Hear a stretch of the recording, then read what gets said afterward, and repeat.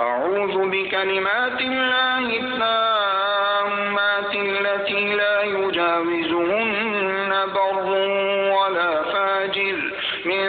شر ما ينزل من السماء وما يعرج فيها ومن شر فتن الليل والنهار ومن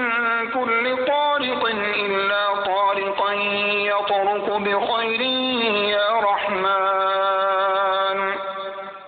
أعوذ بكلمات الله التامات التي لا يجاوزهن بر ولا فاجر من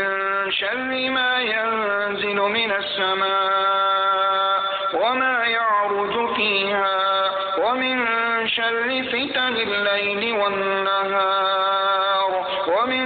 كل طارق إلا طارقا يطرق بخير